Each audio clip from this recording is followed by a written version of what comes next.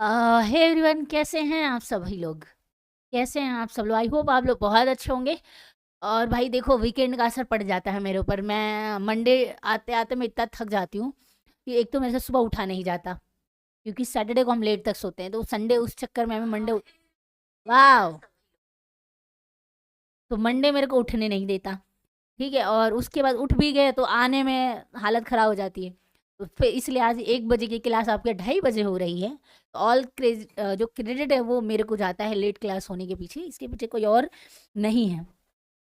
ठीक है, तो लेट क्लास हो गई है, बट कोई बात नहीं, हम आ चुके हैं ऑन टाइम। और मेरे आज जो हम पढ़ने वाले हैं, अगर थोड़ा सा क्विक रिवीजन कर लेते हैं हम लास्ट क्लास में जो हमने पढ़ा था, ताकि आपको भी टॉपिक को पकड़ने और समझने में टाइम नहीं लगेगा, आप क्विकली उसको समझ पाओगे। ठीक है, तो बात की जाएगी आज की क्लास के बारे में। तो हमने लास्ट क्लास चंद्रगुप्त द्वितीय के बारे में यानी विक्रमादित्य के बारे में पढ़ा था।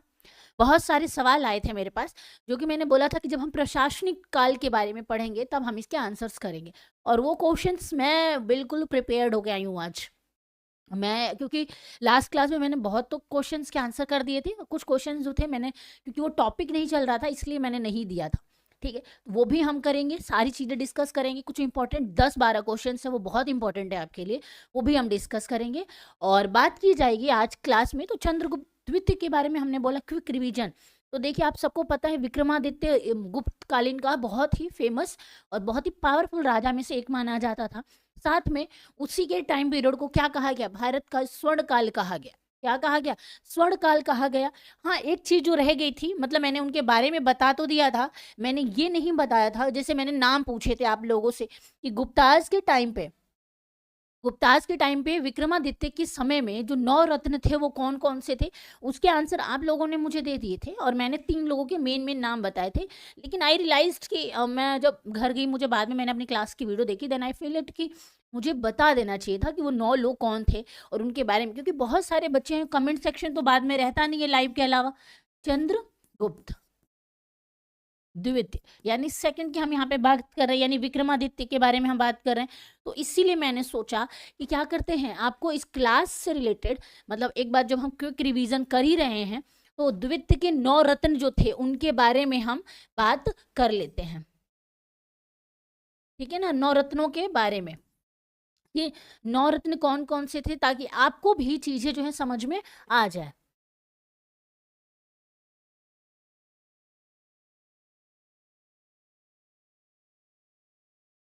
ऐसा नहीं है, डेली डिले तो नहीं करती मैं, डेली डिले तो नहीं करती मैं, आज ही हुआ है।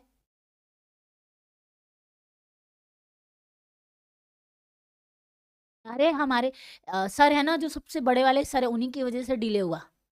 वो मेरे को कुछ काम दे दिए थे कि एक्स्ट्रा वर्क, बहुत काम करवाते वो हमसे, इसी वजह से एक्स्ट्रा वर्क करवाते नन्ही सी जान से। हाँ, इतना लेट क्यों? सब पूछ लो, बता तो दिया। आपके एक मोहित सर है ना, जिनसे आप लॉ पढ़ते हो, बीएनएस वगैरह कुछ तो पढ़ा रहे हैं, इवनिंग में आते हैं वो, उनकी वजह से लेट हुई मैं।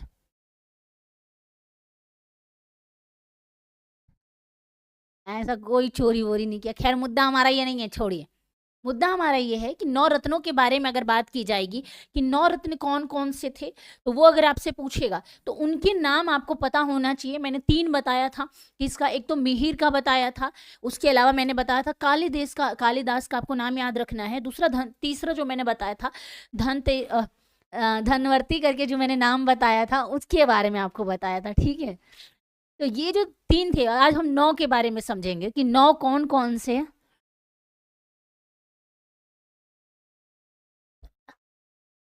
9 कौन कौन से जो है क्या हुए, 9 रत्न हुए। तो अगर उनके बारे में बात करेंगे तो पहला जो आपको याद रखना है, देखिए सबसे फेमस कौन थे? कालिदास थे। काली कालिदास याद रखना है। कालिदास। दूसरे नंबर पे अगर बात की जाएगी तो जो मैंने आपको बोला, किसका नाम? धनवतरी, धनवतरी का नाम याद रखना है। तीसरे नंबर पे जो आपको याद रखना है, मिहिर करके।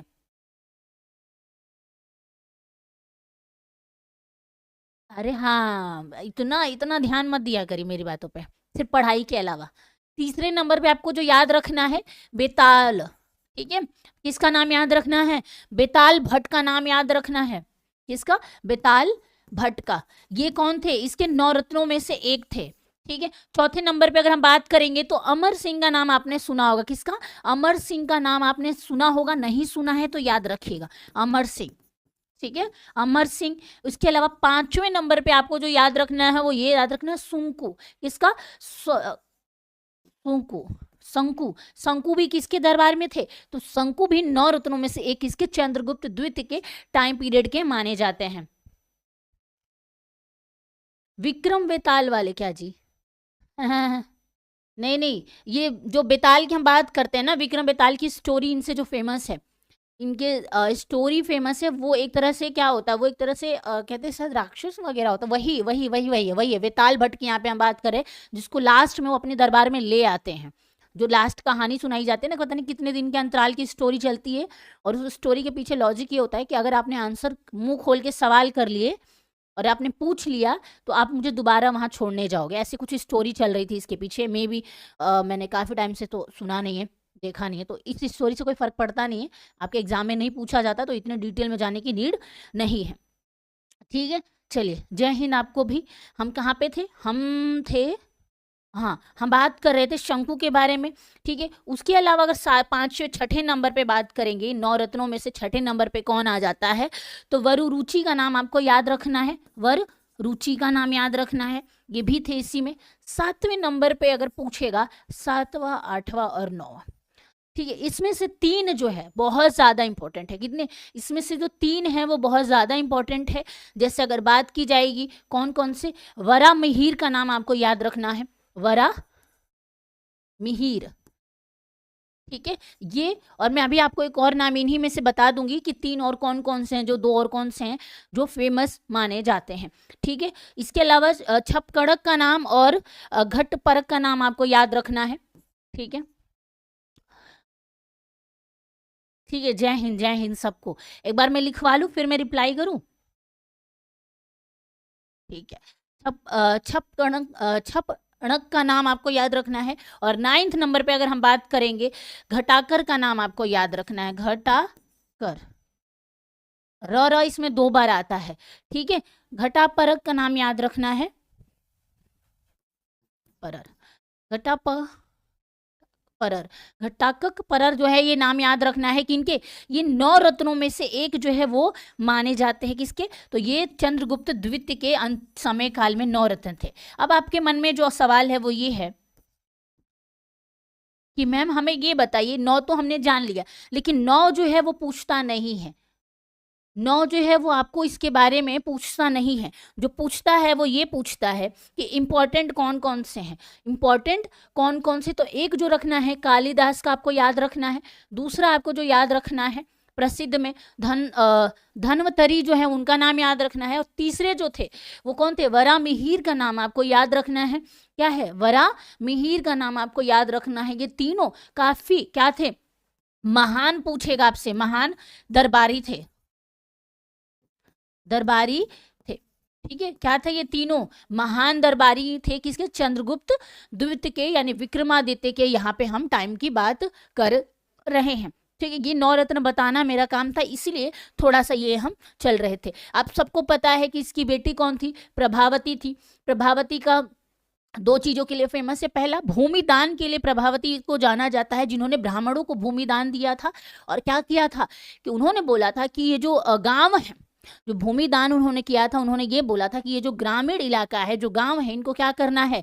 इनको क्या नहीं कर, 2 गुना गांव जो था वो कहा जाता है कि वहां पर जो कर है वो नहीं लिया जाएगा, यानी ब्राह्मणों को दी हुई दान जो धनराशि थी उसमें कर नहीं दिया जाता था। ठीक है, आपको स्टोरी देखिए, बहुत ऐसी कोई खास स्टोरी नहीं है। विक्रम और वेताल जो था, वेताल को विक्रम लेके जाते हैं, मतलब लेने के लिए जंगल में जाते हैं, वो नहीं आ रहे होते तो वो बोलते हैं कि ठीक है, एक काम करते हैं, मैं तुमको एक स्टोरी बताऊंगा, और अगर तुम उस स्टोरी में मेरे सवालों के जवाब दे दिए, या तुमने एक भी सवाल पूछ लिया, तो मैं वापस यहाँ से चला जाऊंगा। तो उनमें उनका कंडीशन विक्रम का ये था कि आपको बोलना नहीं है, बस हूँ हाँ करना है, और क्यों कैसे या उसमें फंसना नहीं है, उसका सलूशन नहीं बताना है आपको, क्योंकि वो प्रश्न कहानी के बाद में प्रश्न पूछ देते थे, इसीलिए। ठीक है, इसीलिए क्या हो जाता था? क्या क्यों नहीं दिया जाता था? अरे दो गुना जो गांव था ना, दो गुना गांव जो था, तो वो प्रभावती गुप्त ने क्या किया, अभी एक कहानी पहले, पहली वाली कहानी, तो क्या होता है उसमें कि उन्होंने बोला था कि आपको मेरे प्रश्नों का आंसर नहीं देना है, ठीक है। तो वो कहानी सुनाते सुनाते जब बेताल जा रहा होता है, तो जब पहुंचने वाले होते तो वो कहानी का एक ऐसा मोड़ ला के छोड़ देता है कि विक्रम वहां फंस जाते हैं और बोलते हैं कि नहीं, इसका आंसर ये नहीं, ये होगा और उसको ऐसे ऐसे करना चाहिए। तो वो वहां पे फंस जाता है और ऐसे करके काफी समय, कई बार वो जाते हैं आते हैं, ऐसे करके बहुत लंबे समय तक विक्रम वेताल को लेने जाते हैं, पर वो आता है ना, एंड ऑफ द डे वो उनके दरबार में लास्ट में आ जाता है। ये पहली कहानी थी पहले। दूसरी कहानी, आपने बोला कर क्यों नहीं दिया जाता, बिल्कुल लॉजिकल क्वेश्चन है आपका। प्रभावती गुप्त के बारे में अगर हम बात करेंगे, प्रभावती गुप्त का नाम पता है इतिहास में क्यों लिया जाता है? ऐसा तो है नहीं कि और राजा थे उनकी बेटियां नहीं थी, बिल्कुल थी, लेकिन ये इसलिए फेमस है क्योंकि इन्होंने क्या करा, एक तो भूमि दान किया था ब्राह्मणों को, ठीक है। एक लड़की होके भूमि दान करना बहुत बड़ी बात थी उस दौर के हिसाब से। दूसरी चीज, भूमि दान के अलावा दूसरी चीज, इनका विवाह के बारे में पूछ लेता है कि इनका विवाह किससे हुआ था, विवाह जो था वो किसके साथ हुआ था। तो आप सबको पता है वाकाटक नामक की जो जगह थी वहां पे विवाह, ठीक है, वाकाटक नामक का जो शासक थे वहां पे किससे होता है, प्रभावती गुप्त का रुद्रसेन सेकंड से विवाह हुआ था। रुद्रसेन सेकंड से विवाह होता है और इसलिए भी ये जानी जाती हैं। रुद्रसेन आपको याद रखना है, रुद्रसेन सेकंड से किसका विवाह होता है, प्रभावती का, ठीक है। भूमि दान क्यों नहीं, क्योंकि ब्राह्मण को भूमि दान दी गई थी, तो ये नियम था कि जो मेरी तरफ से ब्राह्मण को दान दिया गया है उसका कर नहीं लेना है। उन्होंने ये क्या किया था, वहां के जो मंत्री भी तो उनके अपने ही है ना, मंत्री भी तो उनके अपने ही है कि भाई इन ब्राह्मणों से दान नहीं लेना है, क्योंकि जो भूमि पे है ये लोग रह रहे हैं, मैंने दान किया है इनको, ठीक है। वरना नॉर्मल लोगों को जो भूमि होती थी, जमीन होती थी, उसके बदले में उनको कर पे आउट करना पड़ता था, ठीक है, इसीलिए कर नहीं लिया जाता था। चलिए आगे बढ़ते हैं और अगला हमारा हेडिंग जो होगा वो होगा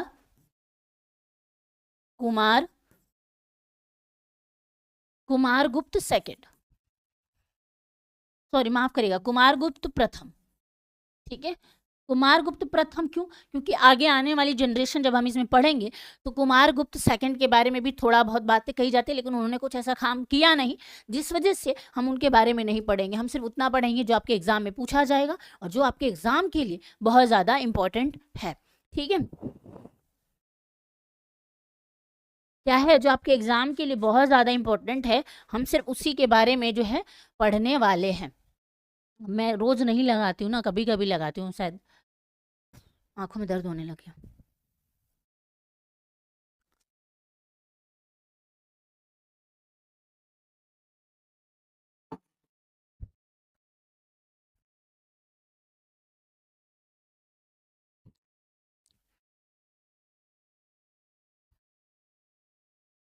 पढ़ लो पढ़, ठीक है। कुमार गुप्त के बारे में अगर हम बात करेंगे तो देखिए, कुमार गुप्त का एम्पायर, जो आपको मेन मेन चीजें याद रखनी है कि ये जो है क्यों जाना जाता है, क्यों मतलब किस चीज के लिए फेमस है, कुमार गुप्त ने ऐसा क्या करा। तो पहला जो आपको, एक तो इसका समय अंतराल आपको याद रखना है कि इसने कौन से समय में शासन शुरू किया, यानी 415 यानी 415 से लेकर 455 तक क्या किया था इसने, शासन किया था। ईस्वी तक इसने क्या किया था, शासन किया था। इसने 455 ईस्वी तक शासन किया था।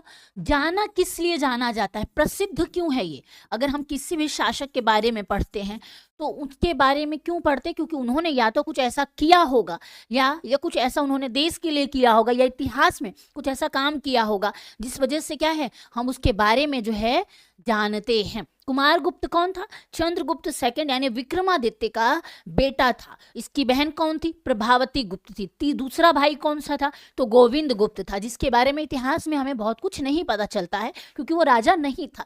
राजा ये था, इसने अपने अभिलेख लिखवाए, इसने हूड़ों की लड़ाई लड़ी, जिस वजह से इसके बारे में हमें क्या है पता चलता है। तो पहला जो आपको याद रखना है, इसने क्या किया था, नालंदा विश्वविद्यालय बनवाया था। क्या किया था, नालंदा विश्वविद्यालय बनवाया था। पहले जो आपको याद रखना है, 427 ईस्वी में क्या हुआ था, इसने ईस्वी में नालंदा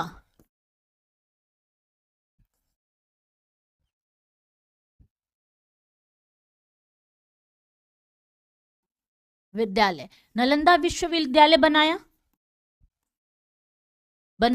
मतलब इसके समय अंतराल में क्या हुआ था, नालंदा विश्वविद्यालय की स्थापना का अगर क्रेडिट किसी को जाता है तो वो किसको जाता है, कुमार गुप्त को जाता है, याद रखिएगा, किसको, कुमार गुप्त को जाता है। जय श्री राधे कृष्ण, वीर विश्वास यादव। ठीक है, आप तो शायद मेरे चैनल से यहाँ आए हैं, हाँ आप मेरे चैनल से यहाँ आए हैं, ठीक है। तो क्या हुआ था, नालंदा विश्वविद्यालय इसने क्या किया था, बनवाया था, कौन से ईयर में, 427 ईयर में, मतलब 427 ईस्वी पूर्व में इसने क्या किया था, बनवाया था। इसके बारे में बात करेंगे कि ये विद्यालय फेमस क्यों है। अगर इसके बारे में आपसे पूछेगा कि हम इसको पढ़ते क्यों हैं और इसके मुख्य क्या चीज़ थी, मतलब वाई, कहते हैं ना कि एक स्पेशलिटी होती है किसी के भी, स्पेशल क्यों था ये, तो पहले जो आपको याद रखना है वो ये याद रखना है, एक तो ये बौद्ध धर्म से डेडिकेटेड था, बौद्ध धर्म की स्पेशलिटी इसमें पढ़ाई बौद्ध धर्म के लिए था, पर इसका मतलब ये नहीं कि इसमें सिर्फ बौद्ध धर्म के लोग पढ़ते थे, बिल्कुल भी नहीं। इसमें खगोल, यानी हम जो क्या बोलते हैं यूनिवर्स के बारे में पढ़ते हैं, उसके बारे में हम बात करें, खगोल शास्त्र के बारे में, इकोनॉमी, मैथ्स, विज्ञान, इन सब कहाँ पढ़ाए जाते थे, नालंदा विश्वविद्यालय में जो है पढ़ाया जाता था। क्या किया जाता था, नालंदा विश्वविद्यालय पढ़ाया जाता था, और बौद्ध धर्म के लिए ये एक महान केंद्र भी माना जाता था, बौद्ध धर्म की शिक्षा का, अगर आपसे पूछेगा बौद्ध धर्म की शिक्षा का महान केंद्र था, याद रखिएगा, ठीक है। आप सबको पता है नालंदा विश्वविद्यालय को किसने खत्म किया, यानी किसके द्वारा इसको नष्ट कर दिया गया, और कौन से साल में, तो 1193 ईस्वी में, कौन से, 1193 ईस्वी में इसको क्या कर दिया गया, खत्म कर दिया गया, किसके द्वारा, तो बख्तियार खिलजी के द्वारा, बख्तियार खिलजी के द्वारा इसको नष्ट कर दिया जाता है, ठीक है। कब, 1193 में। अब ये बताइए, इसकी स्टोरी तो आपको पता है ना, ये जो स्टोरी है, जो बख्तियार खिलजी की स्टोरी आती है, वो आप सबको पता है कि नहीं पता है, पहले ये बताइए, या मुझे बताने की नीड तो नहीं है, और पता नहीं है तो एक बार प्लीज़ आप लोग इसी चैनल पे मैंने नालंदा विश्वविद्यालय पे एक वीडियो बना रखी है, प्लेलिस्ट में मिल जाएगी, आप चेक करके वहाँ देख लीजिएगा, मैंने बहुत अच्छे से आपको समझा रखा है वहाँ पे, ठीक है। अभी स्टोरी पे हम नहीं चलेंगे क्योंकि हम गुप्ताज को पढ़ रहे हैं, फिर टाइम लग जाएगा, हमें आज प्रशासन और गुप्ताज को पूरा खत्म करना है, ठीक है। तो किसके द्वारा हुआ था, तो बख्तियार खिलजी के द्वारा, हाँ बिल्कुल खिलजी, तो उसका पूरा नाम भी है ना, बख्तियार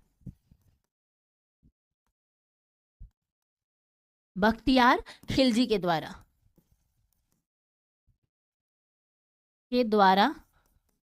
क्या किया गया, नष्ट किया गया, नष्ट कर दिया गया, नष्ट लिख दिया ना,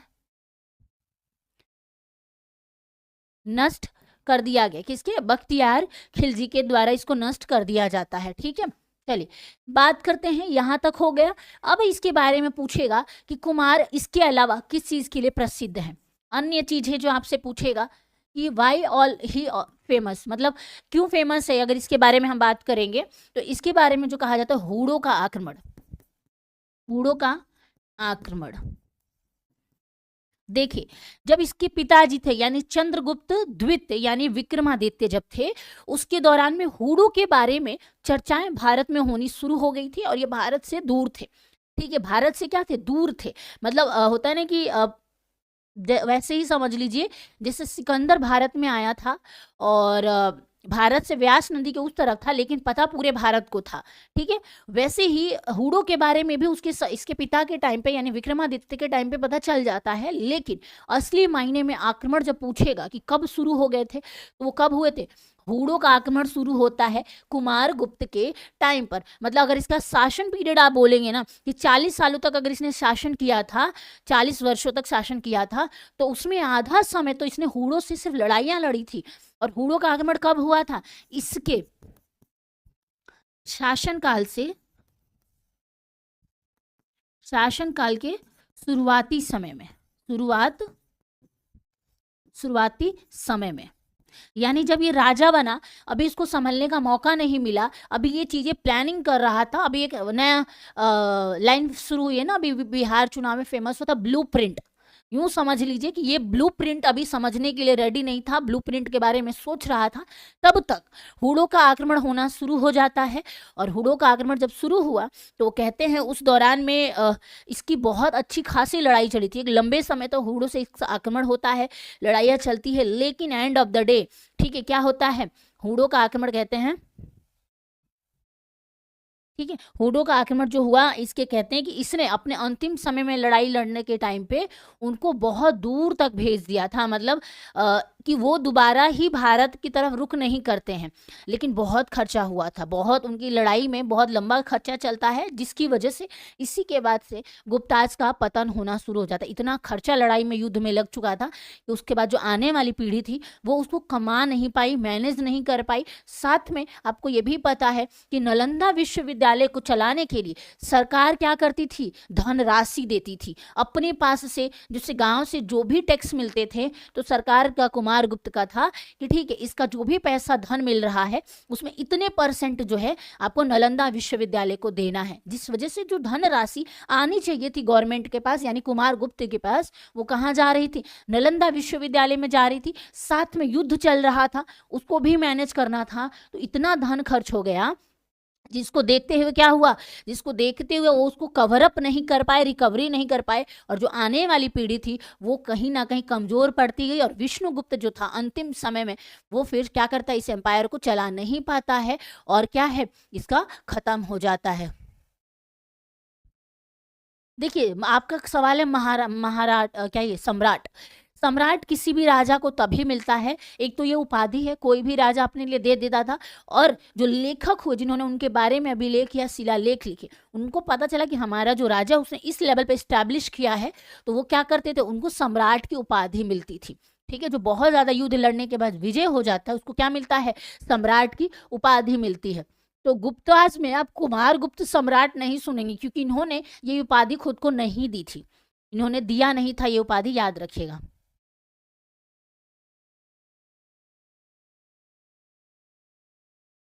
हाँ बिल्कुल, इकोनॉमिक का इनका कम हो गया था।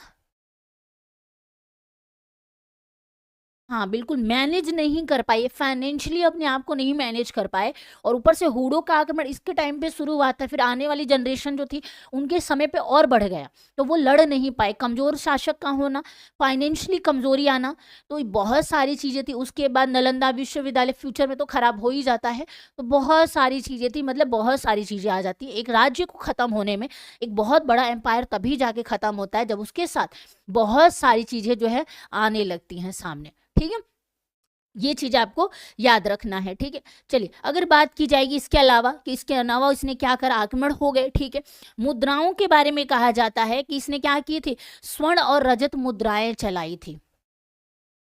स्वर्ण और रजत क्या की थी, मुद्राएं इसने चलाई थी। देखिए, आपके सवाल का आंसर मेरे पास है, लेकिन प्रॉब्लम ये है कि अभी मैं समझा रही हूँ, और दूसरी चीज कि मुझे पता है ये सवाल कौन पूछ रहा है। नाम बदल लेने से कुछ नहीं होता, और आपके सवालों के भी आंसर मैं पूरा दूंगी,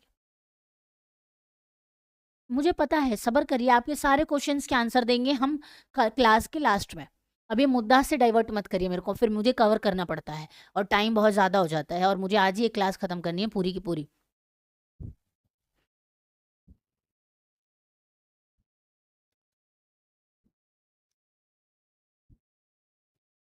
ठीक है, चलिए आगे चलते हैं। मुद्राओं के बारे में इसमें समय अंतराल में थोड़ा सा जान लेते हैं। क्या होंगे मुद्राएं, कि मुद्राएं पूछेगा कि इसकी मुद्राएं हमें कहाँ कहाँ से मिली हैं और कौन कौन सी। तो रजत, रजत का मतलब कौन सी मुद्रा होती है, रजत किस मुद्रा को कहा जाते हैं, रजत किस मुद्रा, क्या मतलब है, क्या कार्य था, क्या बात कर रहे हैं अभी, ये क्या पढ़ा रही हूँ मैं, मतलब अपने आप से अपने आप कटवा लेना, ये क्या पढ़ा रही हूँ मैं, कहाँ है ये क्या पढ़ा रही हूँ मैं अभी, कार्य आपने पूछा ना, बोर्ड पे फोकस होना चाहिए, ध्यान होगा तभी तो आप ध्यान देंगे ना। ये क्या है, ये क्या पढ़ा रही हूँ मैं अभी, मेरी टांग खींच के आपको कुछ नहीं मिलने वाला, मैं आपके बहकावे में नहीं आने वाली। ये जो मैं पढ़ा रही हूँ ना, क्या पढ़ा रही हूँ मैं, चैट जीपीटी का इस्तेमाल करके सवाल बनाने से कुछ नहीं होता है। ठीक है, चलिए मुद्दा ये था कि रजत का क्या क्या था इसने। अगर आपसे पूछेगा कि इसने किस प्रकार के सिक्के चलवाए थे या मुद्राएं चलाई थी, तो पहला आपको रजत याद रखना है। रजत एवं, अगर आपसे पूछेगा रजत एवं स्वर्ण मुद्राएं, हमें इसने चलाई थी, लेकिन रजत और स्वर्ण मुद्राएं हमें मिली कहाँ से हैं, ये पूछेगा मुद्राएं।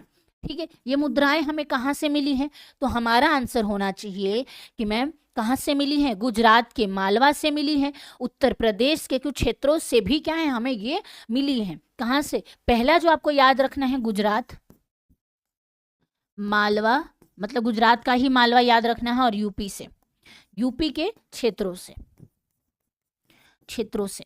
ठीक है, ये क्या करना है आपको याद रखना है, जहां से हमें क्या है मुद्राएं मिली हैं, किसके, कुमार गुप्त के शासन पीरियड के, यहाँ पे हम बात कर रहे हैं। ठीक है, चलिए उसके शासन पीरियड का हो गया, मुद्राएं भी हो गई, और वहीं बात करेंगे इसने कौन सी उपाधि, इस शासन पीरियड का एक सबसे इंपॉर्टेंट चीज याद रखिएगा गुप्ताज का, कि इन्होंने बहुत ज्यादा उपाधियां धारण की थी। क्या की थी, बहुत ज्यादा उपाधियां धारण की थी, यानी निक नेम। कोई भी राजा अपने आप को एक नाम देता है ना, जैसे हम लोग का एक नेम है, फिर एक निक नेम होता है। जैसे मेरा निक नेम जो है, मेरे 90% जो मेरे दोस्त हैं वो मुझे यादव जी के नाम से जानते हैं, यादव जी करके बुलाते हैं मेरे को। ठीक है, तो वो मुझे उस नाम से जानते हैं, इवन क्लासेस में भी इसी नाम से जानते हैं। तो हर इंसान का एक निक नेम होता है। ठीक है, तो वैसे ही बात करेंगे, तो इसने क्या की थी, अरे कुछ उपाधियां धारण की थी। उपाधि पूछेगा आपसे, किसका, महेंद्रादित्य किसने क्या की थी, उपाधि धारण की थी, और साथ में भगवान कार्तिकेय के क्या किए थे, इसने चित्र भी कहाँ बनवाए थे, मुद्राओं पर बनवाए थे। ठीक है, उपाधि जो अगर आपसे पूछेगा, तो उपाधि से पहले काम करते हैं ना, हम सिक्के के बारे में लिख लेते हैं। ठीक है, यहाँ पे हम लिख लेते हैं ये, कि मुद्राओं पे इसने क्या की थी, मुद्राएं जो इसने चलाई थी, मुद्राओं,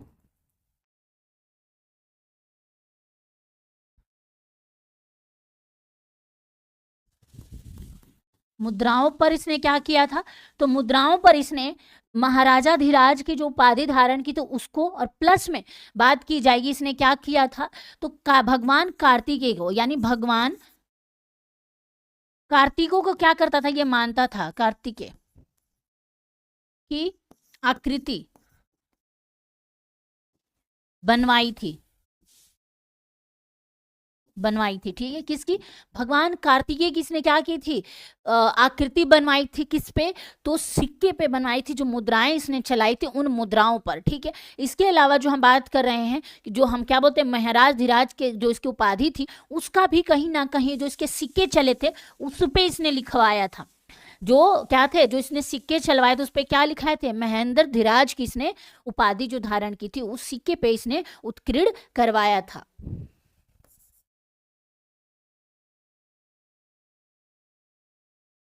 ठीक है, महेंद्र धीराज की जो इसने उपाधि धारण की थी, वो इसने उत्कीर्ण करवाए थे उपाधि, आपको इसके बारे में जो है याद रखना है। ठीक है, इसका चित्र हमें कहाँ मिलते हैं, ये चित्र भी हमें इसी के शासन पीरियड में मिलते हैं। और मैं आपको एक और चीज बता दूं, सबसे ज्यादा अभिलेख अगर आपसे पूछेगा कि सबसे ज्यादा गुप्ताज में सबसे ज्यादा अभिलेख किस किस समय पीरियड में मिलता है, तो आपका आंसर होना चाहिए कि मैडम कुमार गुप्त के बारे में। कुमार गुप्त के शासन पीरियड में सबसे ज्यादा हमें क्या मिले हैं, तो हमें सबसे ज्यादा अभिलेख मिले हैं, यानी शिलालेख वगैरह भी हमें इसी के टाइम के मिले हैं। ठीक है, और मुद्राओं के बारे में जो नोट में आपको पता है क्या लिखना है, नोट में वो लिख लीजिए, आपको मुद्राओं के बारे में एक लाइन नोट में आपको लिखना है, यहाँ पे नोट बनाकर, कि लगभग 15 प्रकार की मुद्राएं, प्रकार से भी अधिक की, से भी अधिक की मुद्राएं चलाई थी, चलाई थी। ठीक है, 15 प्रकार से भी अधिक से सब प्रकार की सबसे अधिक मुद्राओं चलाने वाला शासक पूछेगा, तो आपको याद रखना है किसके बारे में, तो कुमार गुप्त के शासन पीरियड के बारे में। ठीक है, याद रखिएगा। चलिए, क्या है आपका सवाल, क्या रखा है।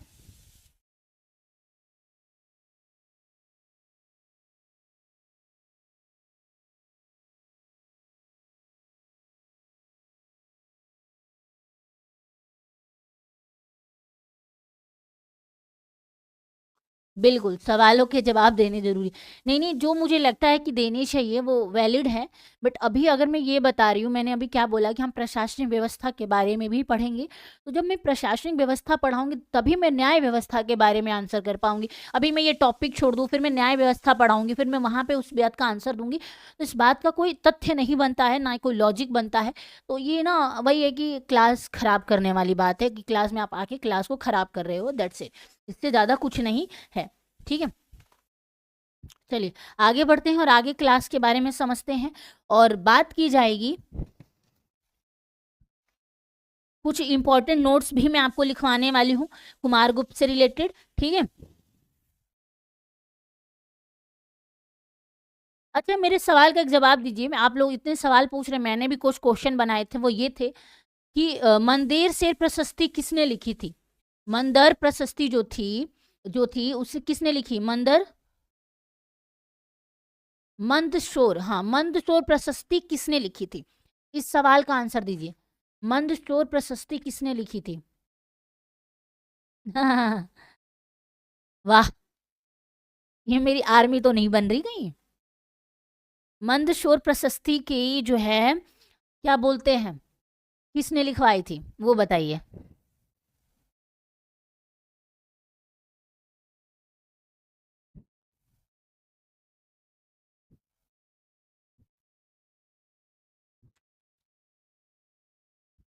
मंदसौर, ठीक है। आपको जो इसके दरबारी पूछेगा, अगर आपसे पूछता है, क्योंकि मैंने सवाल पूछा है आपसे तो आप तो बताएंगे नहीं क्योंकि आप मुझसे ही पूछते रहते हैं, बट मैं आपको बता सकती हूँ। इसका एक बहुत प्रथम दरबारी पूछेगा, प्रथम दरबारी, कि प्रथम दरबारी कौन था, किसके दरबार का प्रथम दरबारी? तो प्रथम दरबारी कभी आपसे पूछेगा कुमारगुप्त के दरबार का। ठीक है, कुमारगुप्त का प्रथम दरबारी कभी पूछेगा कौन थे, तो आपको याद रखना है वत्स्य भट्ट। वत्स्य भट्ट कौन थे? तो वत्स्य भट्ट के बारे में कहा जाता है कि वो कुमारगुप्त के प्रथम क्या थे? प्रथम दरबारी थे। और इन्हीं के द्वारा कौन सी प्रसाहित्य लिखी गई, इन्हीं के द्वारा कौन सी प्रशस्ति लिखी गई थी, जो मैंने अभी आपको पूछा था, इनके द्वारा कौन सी प्रशस्ति लिखी गई थी? तो मंदसौर प्रशस्ति लिखी गई थी। कौन सी प्रशस्ति? तो मंदसौर प्रशस्ति लिखी गई थी। कौन सी प्रशस्ति? तो मंदसौर, मंदसौर काफी फेमस है ये।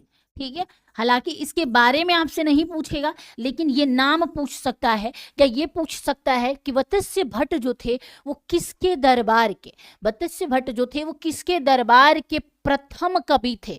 प्रथम कवि पूछेगा, क्योंकि मैंने प्रथम शब्द इस्तेमाल करा है, तो प्रथम कवि पूछेगा तो आपका आंसर होना चाहिए कि मैम कुमारगुप्त प्रथम के दरबार के प्रथम कवि थे। कौन? वत्स्य भट्ट जी। उन्होंने कौन सी प्रशस्ति लिखी थी? तो उन्होंने मंदसौर प्रशस्ति लिखी थी। आपको इतना याद रखना है। ठीक है, चलिए आगे चलते हैं और अपने सवाल में हम आगे बढ़ते हैं। और अपने सवालों में अगर हम आगे बढ़ेंगे तो हमें ये पता चलता है कि ये जो है कुमारगुप्त के दरबार से रिलेटेड जो मेन मेन चीजें थी वो हमने जान ली है। अगला हमारा जो हेडिंग होगा स्कंदगुप्त। कौन होगा? स्कंदगुप्त। स्कंदगुप्त इसके बाद का शासक माना जाता है और कहते हैं कि अंतिम कहते हैं ना कि अंतिम पावरफुल राजा, अंतिम पावरफुल राजा अगर आपसे पूछेगा।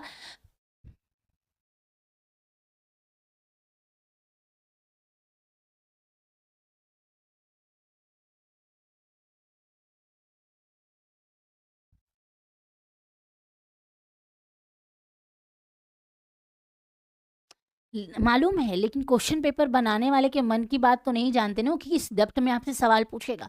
हमें तो सारी एरिया को पकड़ना है ना, कि अगर उस एरिया से एक भी सवाल बन रहा है तो भैंस की आंख को जाना नहीं चाहिए। ये है, मैं अपनी क्लास में एक बात कहती हूँ कि अगर मैं आपको 10 सवाल करवाती हूँ, क्वेश्चंस करवा रही हूँ मैं आपको, ठीक है, तो क्वेश्चन गुड है, लेकिन अगर मैं एक पैराग्राफ की थ्योरी करवा रही हूँ तो ये वेरी गुड है। क्यों है? क्योंकि देखिए अभी आपने बोला इतने डेप्थ में नहीं जाना है, जाना चाहिए आपको, मैं इस चीज में बिलीव करती हूँ।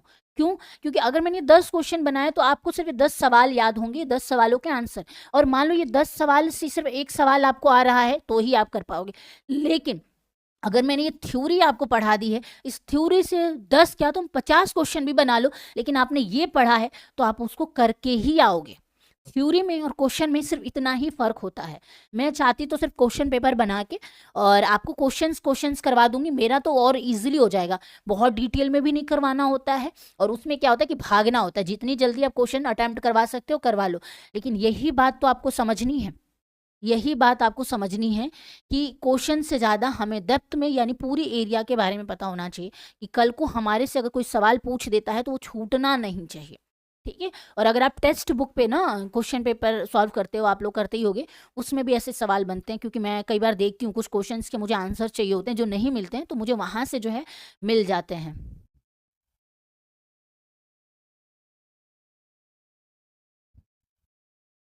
हाँ बिल्कुल, बहुत सारे सब्जेक्ट्स पढ़ने होते हैं, मालूम है। पढ़ने तो है, लेकिन अभी जब पढ़ रहे हैं तो इतना तो पढ़ ही सकते हैं। चलिए, स्कंदगुप्त के बारे में बहुत ज़्यादा नहीं, लेकिन थोड़ा बहुत चीज़ें आपको समझनी पड़ेगी, और ये फेमस क्यों है इसके बारे में भी हमें जानने की ज़रूरत अभी है। ठीक है, ये क्यों फेमस है ये भी हमें जानने की नीड है इसके बारे में, और फिर कुछ वंश वगैरह आएंगे और इनके प्रशासन व्यवस्था भी आएगी, वो भी हम जान लेंगे। ठीक है, स्कंदगुप्त पे चले, बताइए।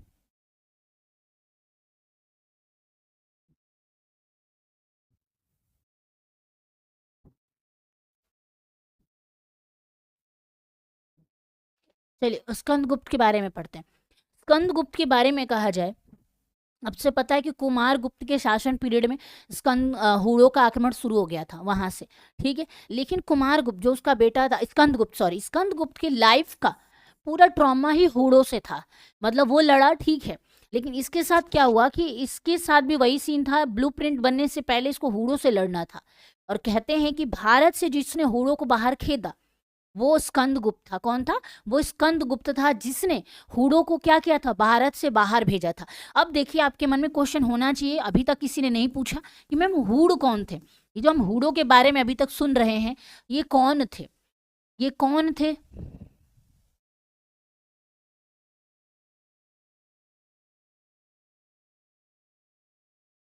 ऐसा नहीं है कि कुछ डीपली आप पढ़ो तो बाकी सब्जेक्ट कमजोर पड़ जाते हैं। मेरा ऐसा मानना है कि अगर आप 1 घंटे एक सब्जेक्ट को दे रहे हो तो वो 1 घंटे बहुत अच्छे से पढ़ो। ठीक है, वो 1 घंटे आप बहुत अच्छे से पढ़ो। और जैसे मैथ्स का है तो मैथ्स को आपको टॉपिक्स पता होते हैं। हर टॉपिक आप एक दिन में एक टॉपिक या 2 टॉपिक अगर आप मैथ्स की कर रहे हो तो उनके 20-20 क्वेश्चंस लगाओ कि हाँ मैंने ये टॉपिक कवर कर लिया है। जस्ट एक सेकेंड। हेलो।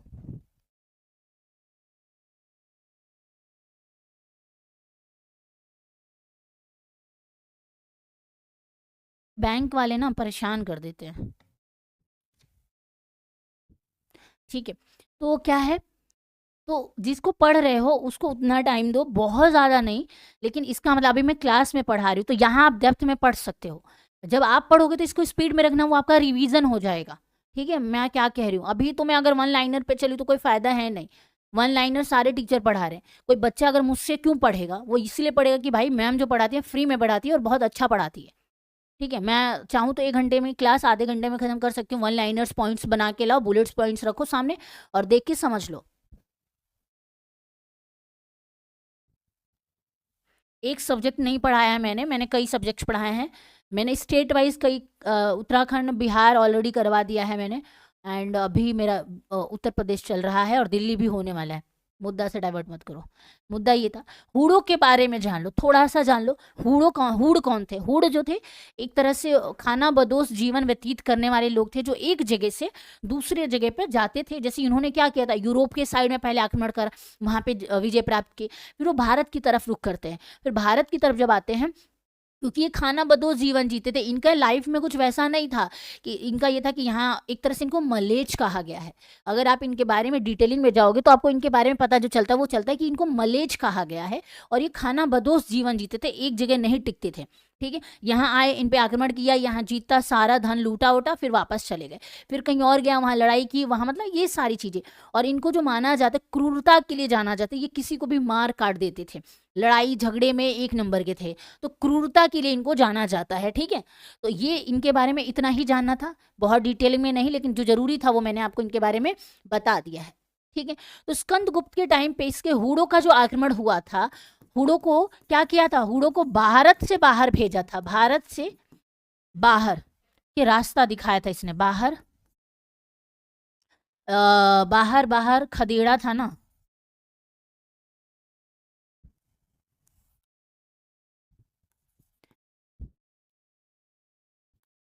भगा दिया था। ठीक है, इसका जीवन लड़ाई से ही शुरू हुआ और लड़ाई पे कहते कहते हैं, हाँ इनको मलेच्छ ही कहा गया है, आई नो। तो क्या बोलते हैं, इनको बाहर भगा दिया था स्कंदगुप्त ने हूणों को। ठीक है, और इसके जीवन काल में बात किए जाते हैं कि सबसे, इस वंश का अगर आपसे पूछेगा कि अंतिम महान शासक, याद रखना मैंने अंतिम वंश नहीं बोला है, अंतिम शासक नहीं बोला है, मैंने बोला है अंतिम महान शासक, महान शासक। यानी इसके बाद जो हुए वो और कमजोर होते गए, इसके बाद जो हुए वो और कमजोर होते गए और वो लड़ाई को जो है संभाल नहीं पाए थे। क्या किए थे, लड़ाई को संभाल नहीं पाए थे। और इसके बारे में जो हमें जानकारी मिलती है कौन से अभिलेख से मिलती है, तो जूनागढ़ अभिलेख आपने पढ़ा होगा। कौन सा जूनागढ़, जूनागढ़ अभिलेख क्यों फेमस है, अभिलेख जूनागढ़ अभिलेख पता है क्यों फेमस है? पहला, एक तो इसके बारे में हूणों का जिक्र हमें कहां से मिलता है, तो जूनालेख अभिलेख से मिलता है। ठीक है, दूसरी चीज जो आपसे ये पूछेगा कि जूनागढ़ की झील पूछेगा, जूनागढ़ झील। ठीक है, इस झील का इसने क्या किया था, मरम्मत करवाया था, मरम्मत कराया था। ठीक है, ये वही झील है जिसको किसने बनवाया था, चंद्रगुप्त मौर्य ने बनवाया था, करवाया था। किसने बनाया था जूनागढ़ की झील को, जिसको चंद्रगुप्त मौर्य ने बनवाया था, चंद्रगुप्त मौर्य ने बनवाया था। फिर रुद्रदमन ने, कुषाण वंश का रुद्रदमन ने मरम्मत करवाया था, जिसने जूनागढ़ अभिलेख भी लिखवाया था। और उसी के आगे जब आप जूनागढ़ के बारे में जो नए अपडेट हुए, क्योंकि ये भी वहीं का शासक बना था, तो इसने क्या किया था कि इसने जूनागढ़ झील का पुनः मरम्मत करवाए थे। और इसने एक अभिलेख, जूनागढ़ को सुदर्शन झील के नाम से भी जानते हैं।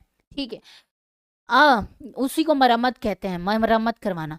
क्या है आपका सवाल, गुप्त वंश का प्रथम महान शासक कौन थे? बिल्कुल, देखिए गुप्ताज के बारे में जब आप पढ़ते हैं तो आप समुद्रगुप्त के बारे में जब आप पढ़ेंगे तो आपको पता चलेगा कि समुद्रगुप्त को महान शासक है, भारत का नेपोलियन कहा गया। क्यों? क्योंकि उसने भारत को सिर्फ उत्तर पूर्व और पश्चिम से नहीं, उसने दक्षिण तक भारत को बढ़ाया था। ठीक है, उसको भी महान शासक माना जाता है, प्रथम। लेकिन आप जब थोड़ा और आगे जाएंगे तो आपको पता चलता है कि चंद्रगुप्त द्वितीय यानी विक्रमादित्य को भी गुप्ताज का सबसे महान शासक बताया गया है। क्यों? क्योंकि उसके दरबार में, क्योंकि वो पिता से बेटा बनता है, तो उसने अपने बाप को देखा था तो वो भी वैसा बना, कुछ ऐसी चीजें समझ लीजिए। उसके टाइम को भी कहा जाए कि भारत की सोने की चिड़िया कहा गया। अब देखिए गुप्ताज के बारे में जब आप पढ़ते हैं तो एक चीजें याद रखिएगा कि जिन्होंने भी इनके बारे में लिखा, हम अच्छाई आपको बता रहे हैं, अभी हम आपको गलत चीजें नहीं बता रहे क्योंकि आपके एग्जाम में नहीं पूछा जाएगा, लेकिन अगर आप बात जब वैसी आएगी तो हम थोड़ा वो भी जान लेते हैं। जैसे हरिशेन जी ने क्या किया था, प्रयाग प्रशस्ति लिखी थी, उन्होंने क्या करा उसमें उन्होंने जितने भी इसने काम करे, समुद्रगुप्त वगैरह जिसने भी, उसमें सब अच्छाई उसने लिखी, उसने विजय प्राप्त करा, उसने ये करा, उसने ये करा, सब कुछ उन्होंने बताया। लेकिन आपने कभी सोचा है, कभी आपने ये सोचा है कि गुप्ताज के बारे में हमें नेगेटिविटी क्यों नहीं मिली? आप पढ़िएगा, आपको कहीं किसी किताब में नहीं बताएंगे कि गुप्ताज ने इनको मारा, उनके समय में स्त्रियों के क्या हालचाल से आपको नहीं बताया जाएगा। आपने इसके बारे में सोचा है कभी? क्यों? क्योंकि इनके बारे में जो लिखने वाले थे वो इन्हीं के लोग थे। ठीक है, इनके बारे में जो लिखने वाले थे वो कौन थे? वो इन्हीं के लोग थे। अगर कोई बाहरी व्यक्ति इनके बारे में लिखता तो वो बुराइयां भी लिखता। ठीक है, क्या करता? वो बुराइयां भी लिखता। फॉर एग्जाम्पल स्कंदगुप्त का ही, अब मैंने ये स्टोरी उठाई, इसके पीछे कारण है। स्कंदगुप्त का बारे में जब आप पढ़ते हैं तो हूणों का जब बहुत ज्यादा युद्ध चल रहा था, बहुत लंबा युद्ध जब चला था, तो उसमें कहा जाता है कि युद्ध के दौरान में 510 ईस्वी में क्या हुआ कि हमें एक अभिलेख मिलता है। कौन सा? ऐरण अभिलेख के बारे में आपने सुना होगा। ऐरण अभिलेख हमें मिला था। कौन सा? ऐरण अभिलेख जो था,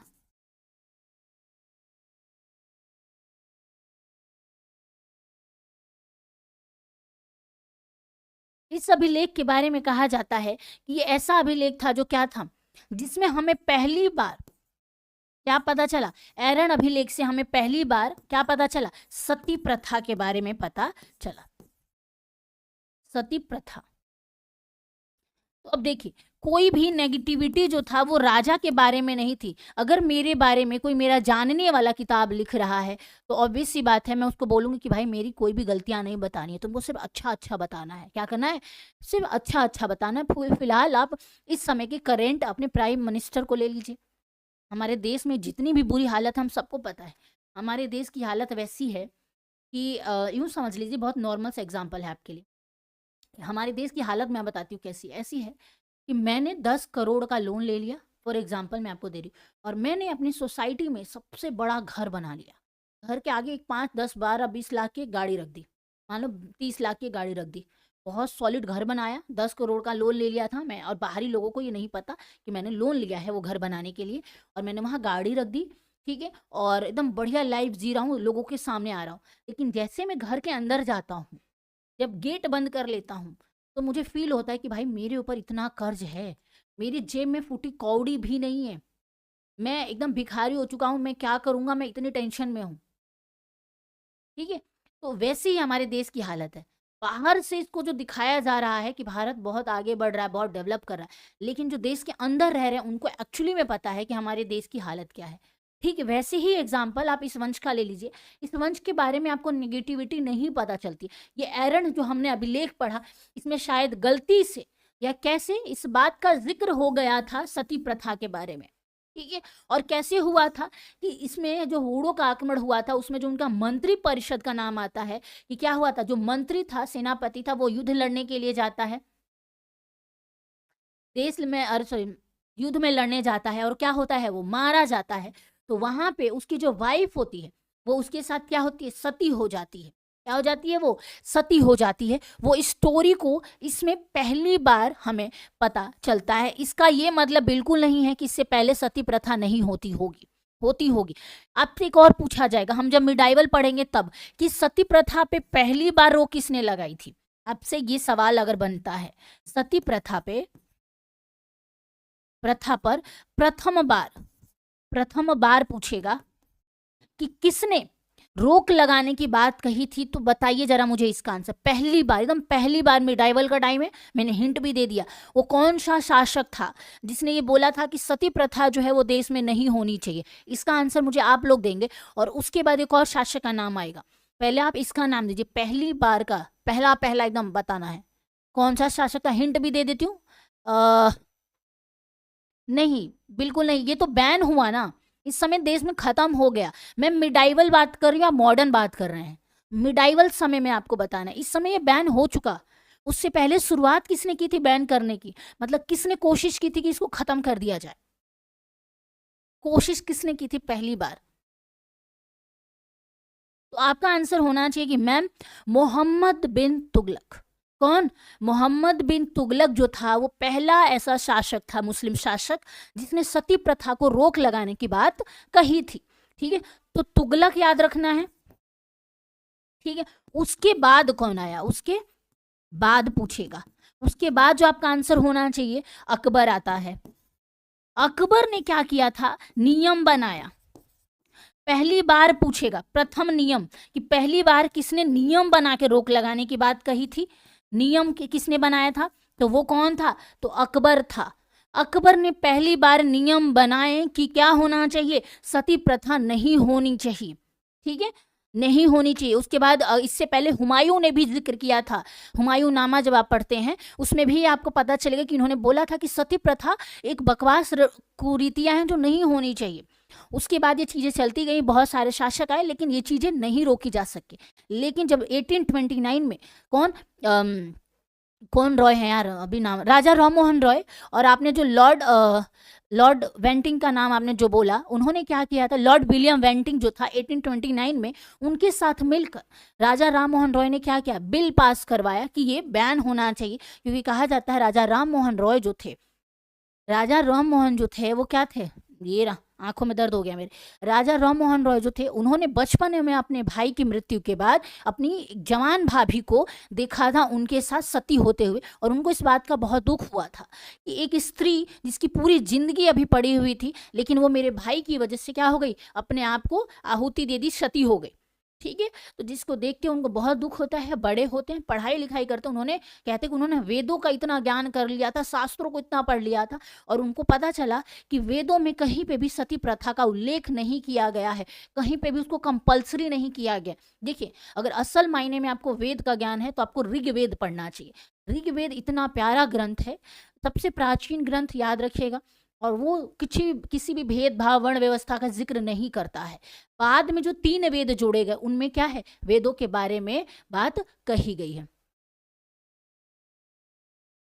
ठीक है, चलिए, हमारा मुद्दा ये था नहीं, आपसे एरन वंश ये अभिलेख याद रखना है। सती प्रथा के बारे में उल्लेख 510 ईस्वी में पहली बार हुआ था, जिसके बारे में क्या है आपको याद रखना है। ठीक है, चलिए, सुदर्शन झील तो आपको मैंने पहले ही बता दिया था, जूनागढ़ की झील जिसको कहा जाता है, जहां पे कहाँ पे थी, गिरनार की पहाड़ियों पर क्या थी, ये स्थित थी। बिल्कुल बिल्कुल गलत था भाई, मैं बहुत इस चीज को बहुत लेती हूँ, मेरे लिए एज अ फीमेल ये सोच के भी रूह कांप जाती है हमारी। तो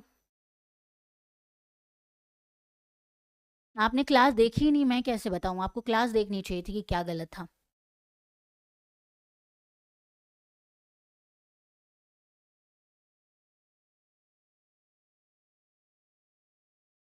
ठीक है, चलिए, हम क्या बात कर रहे थे, एरन के बारे में बात कर रहे थे। हाँ, ये पूछेगा कि इसको लिखा किसने था, यानी किसके द्वारा लिखा गया था, इस क्या बोलते हैं अभिलेख के बारे में पूछेगा कि नाम हमें बताइए, तो भानुगुप्त का याद रखना है। किसका अभिलेख था ये, भानुगुप्त का, भानुगुप्त का गुप्त अभिलेख था ये। ठीक है,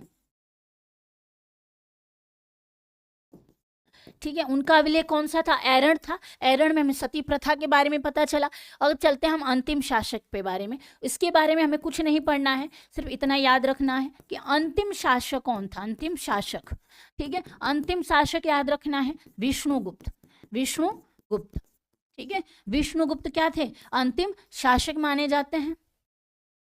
किस वंश के, तो वो माने जाते हैं इसी वंश के। ठीक है, क्या माने जाते हैं, विष्णुगुप्त जो थे वो इस वंश के अंतिम शासक माने जाते हैं, गुप्ताज के। ठीक है, चलिए हेडिंग डालिए और गुप्तकालीन प्रशासन व्यवस्था लिखिए। वैसे तो मैंने ऑलमोस्ट सब बता ही दिया है, कालीन प्रशासन, पर बहुत ज़्यादा जाने की ज़रूरत नहीं है। ऑलमोस्ट मैंने सबके शासन पीरियड के बारे में जब पढ़ा रही थी तो मैंने बता दिया कि किसने क्या करा, कैसी चीज़ें थी, कौन सी चीज़ें जो है, कौन सी चीज़ें किसके बारे में थी। ठीक है, चलिए आगे बढ़ते हैं, और आगे जब हम बात करने वाले हैं,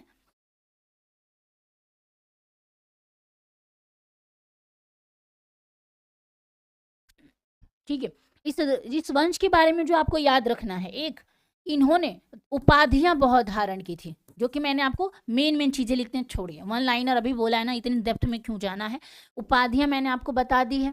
ठीक है, हाँ, ये लाइव क्लास ही चल रही है, बिल्कुल लाइव क्लास ही है। हाँ, बहुत सारे बच्चे ने मुझे ये बोला था कि मैम हम लाइव क्लास ले रहे हैं, ठीक है, लेकिन हमें ना पता नहीं चलता है कि हम ज्वाइन कैसे करें एंड ऑल चीज़ें।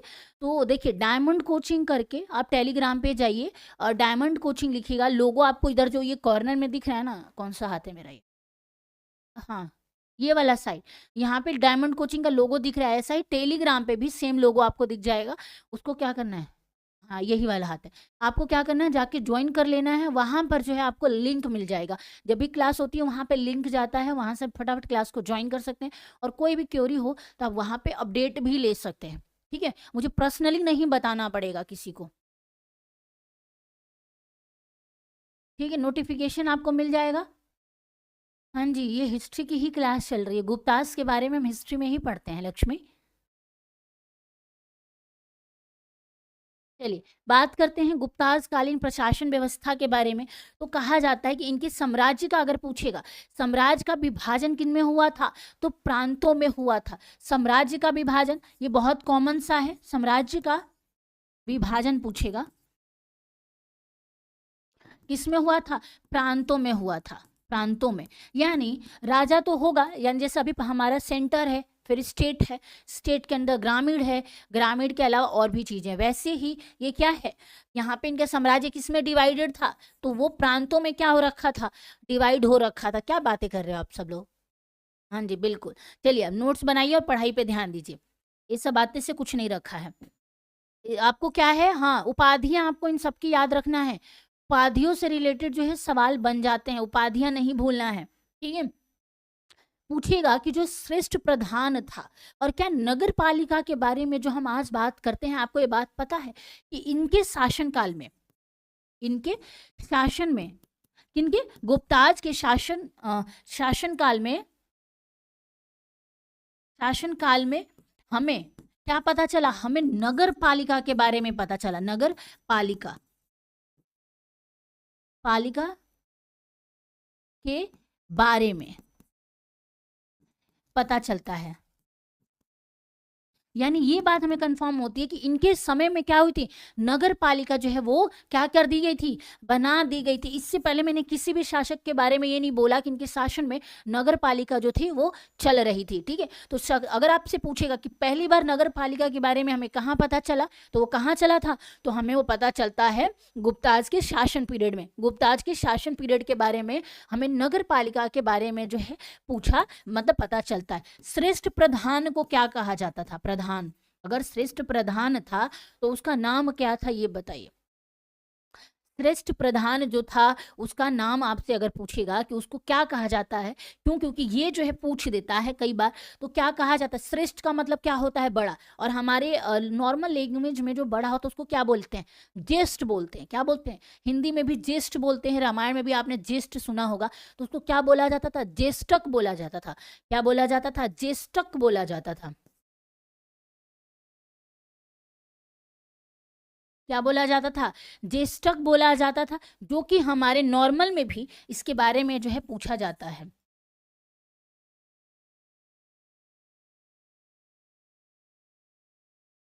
ज्येष्ठक कैसे लिखते हैं ये,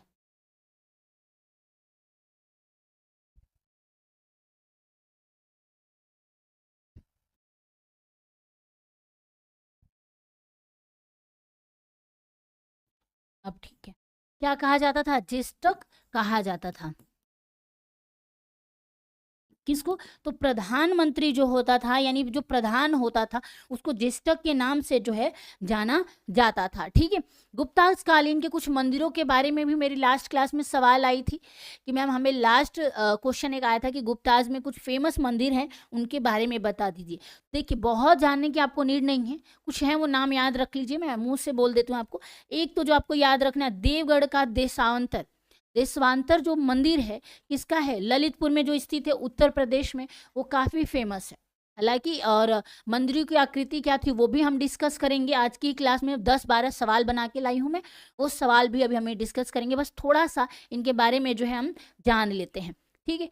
ठीक है, दूसरी चीज ये कि इनके बारे में जो दिनार पूछेगा, दिनार क्या थी, तो दिनार जो थी वो स्वर्ण मुद्राओं को कहा जाता था। स्वर्ण मुद्राएं जो चलाई गई थी, मुद्राएं, उनको क्या कहा जाता था, तो दिनार कहा जाता था। स्वर्ण मुद्राओं को क्या कहा जाता था, तो दिनार के नाम से जाना जाता था। दिनार यानी स्वर्ण मुद्रा, ये दिनार शब्द याद रखिएगा, जब आप मुगल काल पढ़ेंगे वहां पे भी आपको दिनार के बारे में पता चलेगा। हाँ, एलएलबी वाले भी पढ़ सकते हैं, ये सबके लिए है, ऐसा कोई स्पेसिफिक नहीं है। हिस्ट्री देखिए, हिस्ट्री में कभी नहीं बदलती, जो अब गुप्ताज को भी पढ़ना ही पढ़ना है। और हम बहुत डिटेल और बहुत वन लाइनर दोनों मिक्सअप करके चल रहे हैं। जहाँ पे हमें लग रहा है डिटेल में जाना है, वहाँ मैं आपको डिटेल में बताती हूँ, जहाँ पे मुझे लगता है कि वन लाइनर में काम हो जाएगा तो वन लाइनर में भी बताती हूँ। तो ये वाला जो एलएलबी वाले हों या कोई भी, हिस्ट्री कभी नहीं बदलती, हिस्ट्री सेम टू सेम रहती है, चाहे आप किसी भी एग्जाम के लिए पढ़ लो। हिस्ट्री और मैथ और रीजनिंग, ये तीन ऐसे सब्जेक्ट्स हैं, चाहे आप दुनिया के मतलब ऑल ओवर इंडिया में अगर ये आ रहे हैं और आप किसी भी एग्जाम को दे रहे हो और आपने एक बार भी नोट्स बनाया है, तो आप उससे पढ़ के ये एग्जाम दे सकते हो। आपको उनके लिए अलग से कुछ भी नहीं पढ़ना होगा, ठीक है। रीजनिंग मैंने 2-3 साल पहले पढ़ी थी किसी एग्जाम के लिए, और तब से मैं नहीं पढ़ती। मैं एग्जाम से कुछ दिन पहले बस कुछ सवाल देख लेती हूँ, हाँ ठीक है ठीक है ठीक है ठीक है, मैं नहीं पढ़ती, क्योंकि रीजनिंग सेम पैटर्न है, एक बार आपको रट लेना है, ट्रिक पता होने चाहिए रीजनिंग के। वैसे हिस्ट्री है, हिस्ट्री सेम होती है, वो किसी भी एग्जाम में आप दे सकते हो, उसमें कोई चेंजेस नहीं होते हैं।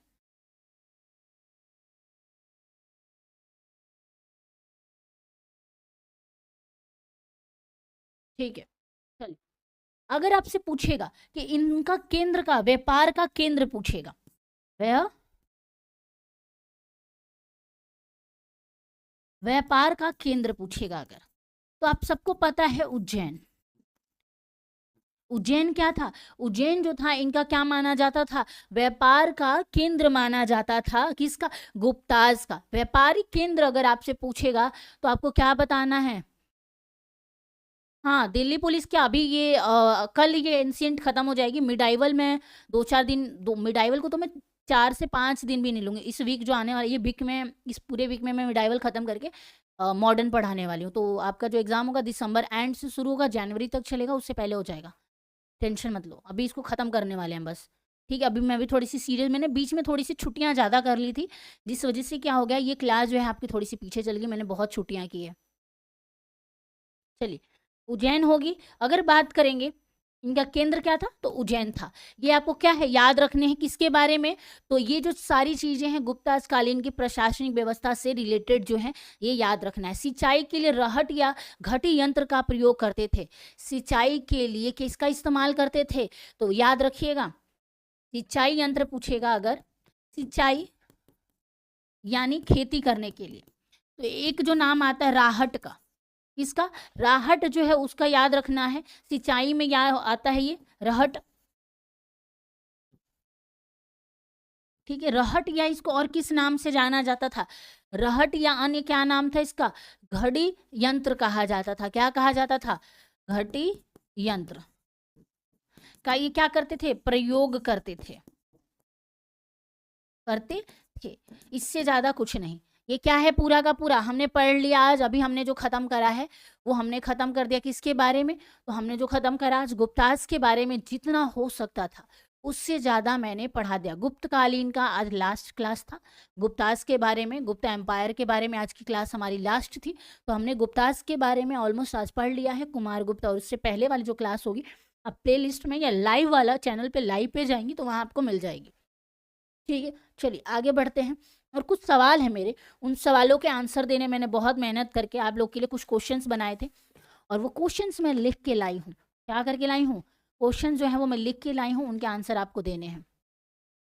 चलिए क्वेश्चन शुरू करें, देखते हैं कौन पहले आंसर करता है। चलिए, क्वेश्चन नंबर 1 है हमारा। क्वेश्चन नंबर 1 मैं उसका एक्सप्लेनेशन दूंगी। ठीक है, मैं उसका एक्सप्लेनेशन दूंगी।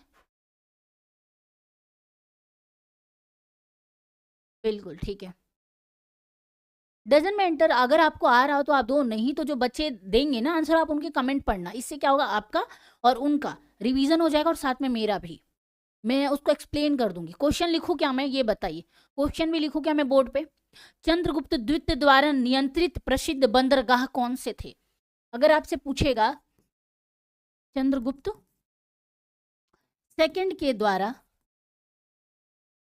नियंत्रित बंदरगाह कौन सा था?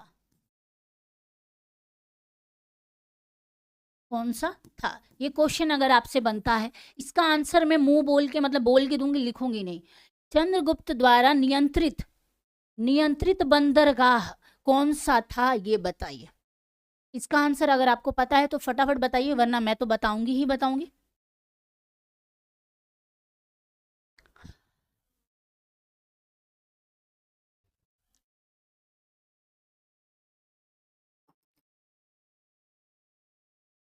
ऑप्शन ऑप्शन ऑप्शन ठीक है।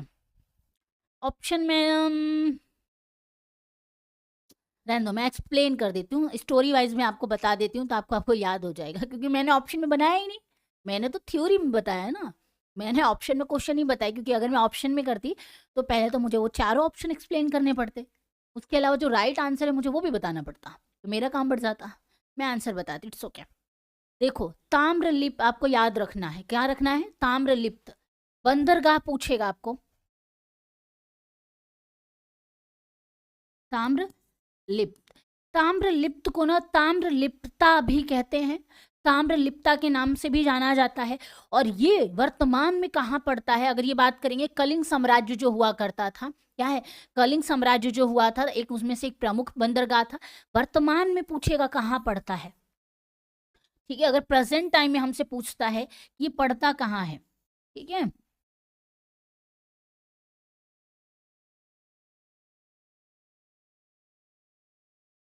मैप पे एडजस्ट कर लीजिएगा, ये एक्स्ट्रा बन गया।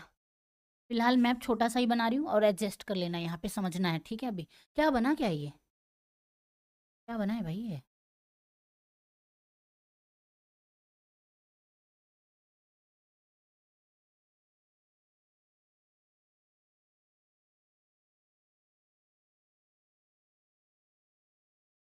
ठीक है, इंडिया का मैप लग रहा है ना, लग रहा है। अब देखिए, आपसे पूछेगा कि हमें इसकी लोकेशन बताओ, तो देखिए ये कौन सी एरिया है, ये बंगाल की खाड़ी है, यहाँ से बंगाल की खाड़ी गिरती है ना, तो बंगाल के ही मतलब कलिंग और बंगाल इन दोनों को मिला के जो जगह पड़ता है, इन दोनों को मिला के जो जगह पड़ता है वो कौन सी जगह पड़ती है, मिदीनपुर, मिदीनापुर। मिदीनापुर नाम का वर्तमान में ये जगह है, बंगाल में पड़ता है। कहाँ पे, पश्चिम बंगाल में पड़ता है ये, ठीक है, वर्तमान में। लेकिन उस समय जब कलिंग का एम्पायर हुआ करता था, कलिंग का क्या हुआ करता था, एम्पायर हुआ करता था, उस समय ये बंदरगाह जो है अपने आप में काफी फेमस हुआ करता था। किस लिए, ताकि वहां पर क्या किया जाए, व्यापार करने के लिए अपने आप में ये काफी क्या है, जाना जाता था। याद रखिएगा, प्रमुख बंदरगाह होता था और इसमें गुप्ता काल के द्वारा उत्तर भारत में व्यापार को नियंत्रित करने के लिए महत्वपूर्ण भूमिका निभाई थी। ठीक है, अगला सवाल है हमारा, ठीक है, प्रेजेंट टाइम मैंने बता दिया बंगाल में पड़ता है, ये याद रखिएगा। दूसरा सवाल है, मुगल कालीन मुद्राएं यानी दिनार, जो मैंने आपको बता दिया है दिनार किस धातु से बनी होती थी, तो इसका सवाल मैंने अभी पढ़ाते हुए आपके दिया। सोने के जो दिनार होते, जो सोने की मुद्राएं होती थी, उनको क्या बोला जाता था, उनको दिनार कहा जाता था। ये सवाल मैं आपको क्यों बता रही हूँ, क्योंकि कई बार क्वेश्चन ऐसा बन जाएगा। फॉर एग्जाम्पल ये दिनार वाला ले लीजिए, दिनार वाले के लिए मैंने, अरे मुझे इसका आंसर के लिए मैं ऑप्शन दे सकती थी ना आपको, तो कोई बात नहीं, इसका ऑप्शन हो सकता था ना हमारे पास कि फॉर एग्जाम्पल एक हम सोना रख लेते, एक चांदी, एक कांच और एक तांबा, ये चारों रख देते और इसमें से आपको एक आंसर देना था, बिल्कुल सोना हुआ करता था, याद रखिएगा।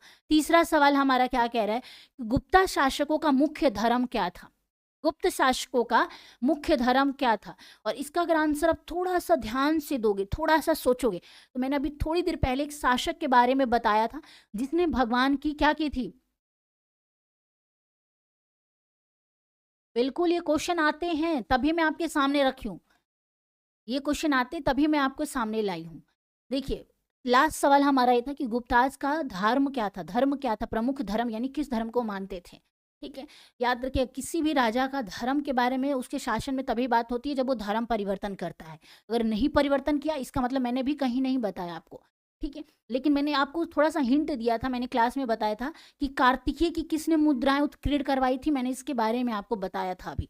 ठीक है, लेकिन ये था मुख्य धर्म, अगर आपसे पूछेगा तो उन्होंने वैसे तो हिंदू धर्म को अपनाया था, लेकिन हिंदू धर्म में भगवान विष्णु को यानी वैष्णव धर्म जो होता है उसको काफी मानते थे। तो इनकी जो भी मंदिर वगैरह आप देखेंगे ना, तो भगवान शिव से या वैष्णो से रिलेटेड बहुत ज्यादा आपको मिलेंगी। ठीक है, जैसे कार्तिकेय की मूर्ति का भी हमें मिलता है, भगवान शिव की भी मिलती है और विष्णु की भी बहुत ज्यादा मूर्तियों के हमें क्या मिलते हैं, वो मिलते हैं, प्रमाण मिलते हैं। ठीक है, चलिए आगे बढ़ते हैं, हमारा अगले क्वेश्चन की तरफ बढ़ते हैं। क्वेश्चन नंबर 4 कह रहा है कि गुप्त साम्राज्य के पतन का मुख्य कारण, मैंने पहले बता दिया, हूणों का आक्रमण। मैं इसको एक्सप्लेन नहीं करूंगी, सर दर्द हो गया मेरा। ठीक है, बस ये याद रखना है कि ये खाना बदोशी थे, मध्य एशिया से भारत की तरफ आए थे, क्रूर थे, और इनका फेमस राजा कौन था, तोमर था और मिहिर गुल था, ये आपको याद रखना है। पहला ग्रंथ कौन सा है ये बताइए, पहला ग्रंथ, इसका आंसर आप मुझे देंगे। विश्व का पहला ग्रंथ या सबसे प्राचीन ग्रंथ कौन सा है, ये आंसर बताइए। प्राचीन ग्रंथ के बारे में बताइए, फिर हम लोग क्लास को खत्म करेंगे। प्राचीन ग्रंथ बताइए, जल्दी बताइए, लेट मत करिए, बहुत इजी है। थोड़ा सा प्रेजेंस ऑफ माइंड को याद करेंगे, मैंने इसी क्लास में थोड़ी देर पहले ही बताया था। जल्दी जल्दी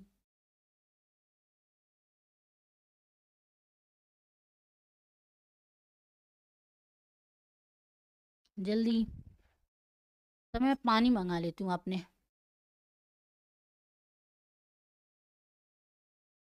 आंसर बताइए मेरे क्वेश्चन का।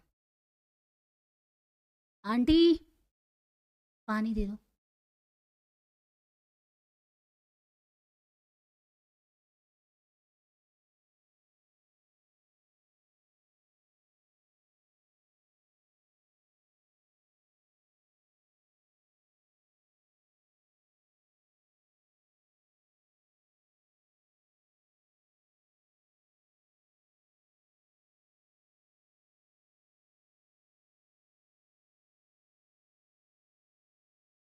हाँ जी, हाँ जी, हाँ जी, हाँ जी। क्या है ये?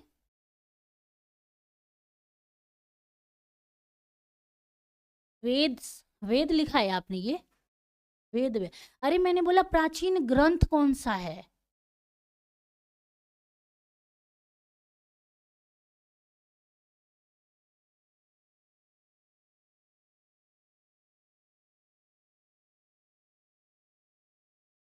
ऋग्वेद। सबसे विश्व का प्राचीन ग्रंथ की जब भी बात आए तो ऋग्वेद का नाम आपको याद रखना है। कौन सा ग्रंथ? तो ऋग्वेद जो है सबसे प्राचीन ग्रंथ है, आपको याद रखना है। चलिए आगे क्वेश्चन बढ़ते हैं। हमारा अगला सवाल जो है आप लोगों के लिए वो ये है कि समुद्रगुप्त को भारत का नेपोलियन क्यों कहा जाता है। ये सवाल जो है कल फ्राइडे वाली क्लास में आया था, जो कि मैंने एक्सप्लेन कर दिया था, लेकिन फिर भी मैं आपको बता देता हूँ। फिर भी मैं आपको बता देती हूँ, सॉरी बता देता हूँ कह रही हूँ। चलिए, क्या बोलते हैं, भारत का नेपोलियन क्यों कहा जाता है, बताइए, थोड़ा सा बताइए। समुद्रगुप्त को भारत का नेपोलियन उसकी जो सैन्य व्यवस्था थी, यानी जो वो सेना का जो रणनीति बनाता था, जो प्लानिंग प्लोनिंग करता था, उसके लिए उसको भारत का नेपोलियन कहा जाता है। ठीक है, और असली में जो नेपोलियन का नाम पूछेगा कि रियल में नेपोलियन कौन था, तो उसका रियल नेम क्या था, नेपोलियन बोनापार्ट के नाम से जाना जाता, उसी के नाम पे इसका नाम पड़ा था। उसने यूरोप में काफ़ी लंबे दूरी तक शासन को एक्सप्लोर किया था। वैसे ही समुद्रगुप्त ने क्या किया था, इधर की रणनीति को भी पकड़ा था, इधर भी राज किया था और इधर भी, तो ये पूरा उसने क्या किया था, कवर किया था। इसलिए इसको भारत का जो है नेपोलियन कहा जाता है। इसका वर्णन हमें कहाँ मिलता है, इलाहाबाद प्रशस्ति यानी प्रयाग प्रशस्ति में हमें इसके बारे में क्या चलता है, पता चलता है। ठीक है, प्रयाग प्रशस्ति किसने लिखी थी, हरिसेन जी ने लिखी थी। हरिसेन जी कौन थे, तो हरिसेन जी इसके ही दरबार के थे, किसके, समुद्रगुप्त के दरबार के हुआ करते थे। और कोई भी दरबारी अपने राजा की बुराई नहीं लिखता, याद रखिएगा। ठीक है, ये आपको याद रखना है। साम्राज्य का बेसिकली उसने विस्तार बहुत अच्छे लंबे तक, बहुत दूरी तक किया था, इसलिए इसको जाना जाता है। और अगला सवाल जो था हमारा, अब ये तो आपको पता है, कुमारगुप्त, स्कंदगुप्त और गुप्त शासकों के शासनकाल की क्या व्यवस्था थी। हम सबको पता है कि कुमारगुप्त ने नालंदा विश्वविद्यालय चलाया था, उसके शासन काल में पहली बार हुड़ों का आक्रमण हुआ था। स्कंदगुप्त का पूरा शासन ही हुड़ों के आक्रमण में निकल गया था। ठीक है, और इसके अलावा जो इसके बाद इसने पुष्यमित्र को हराया था, जूनागढ़ की झील जो थी उसका पुनर्निर्माण करवाया था, इसके लिए जाना जाता है। ठीक है, अगला सवाल, हाँ इंपॉर्टेंट सवाल, समुद्रगुप्त की दक्षिणी नीति क्या थी। ऑप्शन दे सकती हूँ मैं इसका, क्योंकि है तो उसमें, लेकिन मैं ऑप्शन दे सकती हूँ। ऑप्शन आपका ए वाला जो है, सवाल सुनिए, समुद्रगुप्त की दक्षिणी नीति क्या थी। ऑप्शन नंबर 1 क्या कह रहा है, ऑप्शन नंबर ए धर्म विजय की नीति, ऑप्शन नंबर बी राज्य का विस्तार, ऑप्शन नंबर डी क्रूरता, option number fourth, option number fourth साम्राज्य में तीन ही ऑप्शन ले लो, तीन ही ऑप्शन लो। पहला ऑप्शन कि धार्मिक विजय की नीति थी। ऑप्शन नंबर 2 मैंने क्या बताया था, अच्छा मैंने आपसे पूछा था क्या, क्लास की टाइमिंग मेरी 1 बजे ही है, लेकिन आज मैं थोड़ी लेट हो गई थी और उसकी वजह से तो क्लास, फिर मैं कुछ और काम करने लगी थी, जिस वजह से मेरी क्लास आज लेट हो गई थी। तो कल से 1 बजे आपकी पूरी क्लास चलेगी, 1 बजे on time. Option number B बिल्कुल गलत आंसर। इसका जो राइट आंसर है, जो ये साम्राज्य को विस्तार वाला था वो सही है, लेकिन जो इसने साउथ की दक्षिण पूछा है मैंने, दक्षिणी नीति जो थी, ये धर्म विजय की नीति थी, जिसमें उसने क्या किया था, दक्षिण के राज्यों को आक्रमण तो किया था और उसने जीत भी लिया था। इसको प्लानिंग कहते हैं। देखो उसने क्या करा था, इधर जो राज्य थे इनको क्या करेगा, वो जीत लेता है, लेकिन वो रहता तो यहाँ है। आप देखो दिमाग वाला, इसी को कहते हैं कि राज्य को चलाते कैसे। अब उसको पता है मैं यहाँ रहता हूँ, अगर मैं यहाँ से राजा बन के, किंग बन के इसको चलाना चाहूंगा तो नहीं चला पाऊंगा, क्योंकि यहाँ के जो लोग हैं वो मेरे से क्या करेंगे, लड़ाई करेंगे, मेरा विद्रोह करेंगे। क्या करेंगे, लड़ाई करेंगे और विद्रोह करेंगे। तो इससे अच्छा है मैं इसको जीत लेता हूँ और इनको बोल देता हूँ भाई तुम अपने राज्य में तुम खुद रहो, तुम खुद अपने राज्य में रहो, मेरा कोई मतलब नहीं, मैंने तुम्हें जीत लिया है पर मैं तुमको छोड़ दे रहा हूँ, आज़ाद कर दे रहा हूँ, बदले में मुझे सिर्फ तोहफे चाहिए, कि तुम कोई त्यौहार आ रहा है तो एक तोहफा भिजवा दो। दूसरा चीज कि तुम मेरे प्रति लॉयल रहना, क्या रहना, मेरे प्रति लॉयल रहना। अब यहाँ पे क्या होगा, ट्रस्ट बिल्ड होगा। अब जो यहाँ के राजा होंगे उनको कि ठीक है भाई इसने जीता, लेकिन ये हमारे ऊपर क्या है, शासन नहीं कर रहा है, हम अपने आप के यहाँ के राजा खुद हैं, और अपने यहाँ के हम खुद सारी चीज़ें हमारे ऊपर अगर ये है तो ये हमारे ऊपर प्रेशर नहीं डाल रहा है, ठीक है, इसको गिफ्ट्स देने हैं, दैट्स इट, और हमें लॉयल रहना। जब हमारा राज्य हमारे हाथ में है तो हमें लॉयल होने में क्या ही जाता है। लेकिन अगर इसको पता था अगर ये यहाँ आके राज्य करेगा तो इधर आया तो ये हाथ से निकलेगा, और इधर से इधर गया तो इधर हाथ से निकलेगा, तो इसने ये प्लानिंग की थी, इसीलिए इसको नेपोलियन कहा गया है, ठीक है, ऐसे ही नहीं कहा गया।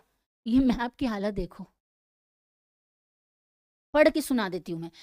विजय धर्म विजय की नीति थी जिसमें उसने दक्षिण राज्य को आक्रमण करके जीता था, लेकिन उन पर शासन करने की बजाय उन्हें स्वतंत्र कर दिया था। इससे बदले में उपहार और भेंट आदि की मांग रखी थी, और इसके विलय की बजाय उसने राज्य के अधीन और वफादारी सुनिश्चित की थी। नहीं नहीं, हम आपको बिल्कुल गलत साबित नहीं करते हैं, ऐसा कुछ सीन नहीं है। बस आपने शायद मैंने ही ऑप्शन गलत दिया था।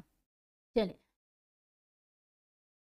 हाँ एक सवाल ये इंपॉर्टेंट है, क्वेश्चन नंबर 9 हमारा जो है, चंद्रगुप्त सेकंड ने सककंकोड़ क्षेत्रों पर कब और कैसे विजय प्राप्त की। ऑप्शन आपको देना है, ऑप्शन नंबर डेट की बताना है, ऑप्शन डेट में आपको दे सकती हूँ। ऑप्शन नंबर 1 ध्यान से सुनिएगा, 397 से लेके 409 तक। ऑप्शन नंबर बी, आपको समझ में नहीं आ रहा है, तो समझाएं आपको, थ्योरी हो चुकी है, हम थ्योरी हमने जो भी पढ़ा था हम उनके क्वेश्चंस कर रहे हैं। तो अगर आपको नहीं समझ में आ रहा है तो हम ये कर सकते हैं, बस सुन लीजिए, क्या कर सकते हैं, रिपीट पे दोनों क्लासेस देख लीजिएगा, आपको सब समझ में आ जाएगा। इससे पहले वाली जो क्लास थी और अभी वाली जो क्लास है वो दोनों देख लीजिएगा, और ये जो सवाल मैं आपको बता रही हूँ क्वेश्चंस को स्लो में करके ध्यान से सुनिएगा, और फिर इसके आंसर आप खुद गूगल से सर्च करिएगा, आपको अच्छे से समझ में आ जाएगा। इससे आपको रिवीजन हो जाएगा और समझने का मौका भी मिल जाएगा, सिंपल, ठीक है। 397 में इसने सककंकोड़ के विजय प्राप्त की थी, और ये वही दौर था जिसके बाद से चंद्रगुप्त सेकंड ने गुप्त संवंत चलाए थे। अगर आपको याद होगा, सॉरी, शक संवंत चलाए थे। शक संवंत क्यों चलाए थे, क्योंकि उसने शक के जो राजा थे उनके ऊपर विजय प्राप्त की थी, विजय प्राप्त करता है, और उसी के बाद उसने ये संवंत चलवाए थे, याद रखिएगा। विजय प्राप्त करने के उपलक्ष्य में इसने संवंत चलाए थे, याद रखिएगा। ईयर कौन सा था, कौन से संकोड़ों के बीच में युद्ध हुआ था जिसमें शक वंश को इसने पूरा खत्म कर दिया था, तो वो ईयर था 397 से लेके 409 ईस्वी तक, ठीक है। यहाँ शक राजा कौन थे, लास्ट वाला रुद्र सिंह तृतीय थे, जिनको ये क्या करता है, पराजित कर देता है। हाँ, हमेशा यूट्यूब पे चलती है क्लास, आप लाइव सेशन में जाना, आपको वहाँ मेरी पूरी क्लास मिल जाएगी।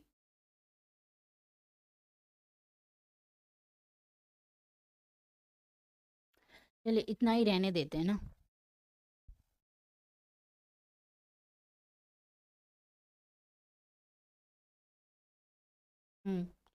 ठीक है, चलिए, तो ये कुछ क्वेश्चन थे जो मुझे लगा था कि बहुत ज़्यादा इंपॉर्टेंट है। हाँ, इनके मंदिरों के बारे में अगर आपसे पूछेगा कि मंदिरों का जो स्ट्रक्चर था वो कैसा था, कलाओं के बारे में, क्योंकि मंदिरों से रिलेटेड कोई भी अगर आप एग्ज़ाम देते हैं तो एक ज़रूर पूछता है कि कौन सी पद्धति थी या वो बनाने का पैटर्न क्या था। तो ये जो भी पैटर्न इनका जो निर्माण कराते थे ना, ये जो मंदिर बनवाते थे वो चौतरे के ऊपर बनवाते थे, पहला एक बेस बनवाते थे, उसके ऊपर मंदिर बनवाते थे, याद रखिएगा। क्या चबूतरा बनवाते थे, उसके बाद क्या करते थे, ये मंदिर बनवाते थे, याद रखिएगा। और छत जो इनका होता था सपाट होता था, उसके ऊपर शिखर होती थी। मतलब फॉर एग्जाम्पल, इधर चले, को इधर करते हैं, यहाँ दूसरी इमेज बनाते हैं। मान लीजिए ये मंदिर बनाया जा रहा है, ठीक है, मंदिर, यहाँ से ये एक चौतरा बन गया, इसको डिजाइन कर लीजिए, ठीक है। इसके ऊपर क्या किया जाएगा, ऐसे करके ये मंदिर बन गया, इसके कुछ गेट हैं, डिजाइन, ये गुप्तास के मंदिर बता रही हूँ मैं आपको, ठीक है। यहाँ पे क्या किया जाएगा, ये सपाट है, बिल्कुल प्लेन ऐसे इंडियन स्टाइल में, ठीक है। यहाँ पे फिर बनाया जाएगा छत, ये बन गए कुछ, यहाँ पे नोकीली और ऐसे ऐसे डिजाइन कर दीजिए। यहाँ पे क्या होगा, ये जो गर्भगृह जो बोलते हैं ना, अंदर गर्भगृह जो यहाँ पे देवता होंगे, देवता, ठीक है। और यहाँ पे ये जो बाहर की तरफ जो रास्ता जा रहा है, मतलब बाहर की, ये अंदर, ये बाहर वाला जो साइड, यहाँ पे गंगा जी को बना देंगे, यमुना, यमुना, हाथी। आपने देखा होगा बहुत सारे जो मंदिर होते हैं ना, आप जब उसके गेट में प्रवेश करते हो तो बाहर ऐसी कुछ कन्याएं होती हैं, ऐसे जल ढारते हुए दिखा देंगी आपको, या हाथी ऐसे सूंड करके खड़े रहते हैं। तो वो क्या होता है, वो इसी शैली की हम यहाँ पे बात कर रहे हैं, वो इसी शैली की हम यहाँ पे क्या कर रहे हैं, बात कर रहे हैं, याद रखिएगा। चलिए अभी हम ऑलमोस्ट डन करते हैं, मेरे को भी थक गई मैं। हमने गुप्ताज को पढ़ लिया है बिल्कुल अच्छे से। जो हमारा अगला क्लास होगा वो कौन से, हमारा टॉपिक जो है उत्तर भारतीय राज्य है, यानी कनौज, ये सब नहीं आता है आपके। पल वंश के बारे में, पाल वंश के बारे में थोड़ा सा जान लेंगे, गुर्जर प्रतिहार के बारे में थोड़ा सा जानेंगे, और चौहान वंश के बारे में जानेंगे। सारा कुछ आपसे नहीं पूछा जाएगा, सब कुछ आपसे नहीं पूछे जाएंगे, उनके बारे में हम बहुत ज़्यादा नहीं जाएंगे। हर्षवर्धन वाला पढ़ लेंगे थोड़ा सा, वर्धन वंश से थोड़ा सा पढ़ लेंगे। और कल या परसों हम ये क्लास, मतलब कल हम पूरा एंशिएंट ख़त्म कर देंगे, एंशिएंट हमारी कल पूरी ख़त्म हो जाएगी। हाँ, आज रात को देख लूँगी कितना आपके लिए इम्पोर्टेंट है, और उसके अगली क्लास हमारी मिडाइवल शुरू हो जाएगी, यानी पूरे मुसलमानों से, मतलब इस्लाम को मानने वाले, जैसे भारत पर अरबी और तुर्की आक्रमण जो भी होंगे उनसे रिलेटेड, हम इस्लाम से रिलेटेड जो भी सवाल आते हैं, क्वेश्चन बनेंगे, हम वो पढ़ेंगे। चलिए आज मुझे दीजिए वीजा, मैं थक गई हूँ, जाके कॉफ़ी पीऊँगी मैं। क्या?